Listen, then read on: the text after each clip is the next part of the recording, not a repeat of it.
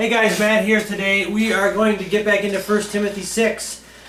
And yesterday we looked at the fun topic of slavery. Paul says, "Let all who are under a yoke of slavery regard their own masters as worthy of all honor."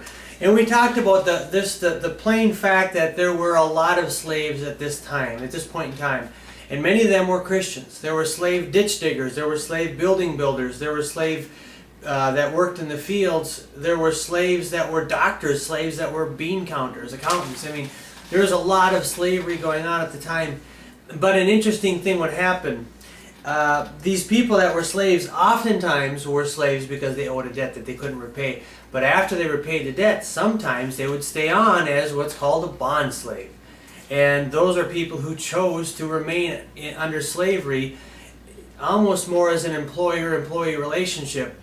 Why? Well, they may have grown endeared to the family. They may have just truly enjoyed the benefit of being a slave, of having a shelter and food every day for them and their families. So we talked about that and how people are watching, whether they're saved or unsaved. But I kind of dug into this a little bit more and wanted to share one more video with you, because many of you, I'm self-employed, but many of you have jobs, right? Of course. How would you live without a job?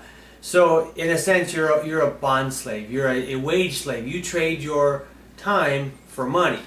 And the fact is that where you work is going to be your greatest ministry field in your life.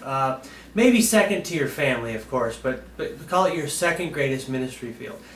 You're going to spend 80 to 100,000 hours at your job or your place of employment, your career. And you're going to find that in your job, in your career, that the fields, just like Jesus said in the Gospels, the fields are white for harvest. There are people all around you that don't know Jesus Christ, that are not born again, that are on the road to eternal damnation and are living lives of quiet desperation. And they're looking at you and they're watching you. And this is one thing I wanted to address, because many of us don't actually get into ministry per se, but you have an opportunity at your job every single day. So I just wanted to make this video kind of challenging people that have jobs. Do the people around you know you're a Christian? Do they know where you stand? Do they know what you stand against? Right? And if you're spending 80 to 100,000 hours of your life, think of all the people you can impact. In fact, I heard of a statistic comparing and contrasting two groups of people. And one group is we see these big events, right? These big stadium rallies, right? Where just thousands of people come, and people come up to the front, and they have Christian rock bands and extreme juggling and yo-yos and I don't know, whatever. They have all these events to draw people in, to make Christ more attractive, right? But an interesting thing is, only 1/2% of people at these events get saved.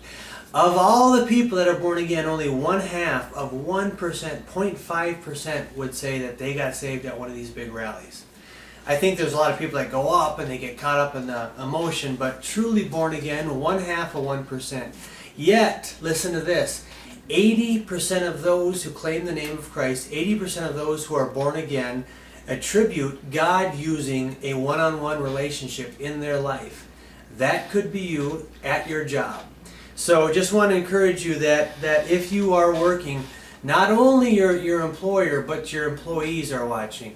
And it is an awesome opportunity. You will spend more time at your job than most missionaries will spend in the mission field. That's a true fact. So just want to encourage you to be a good bond slave in your job. Be a good witness for Christ. All right, next video we'll move on to verse 3 through 5. Thanks.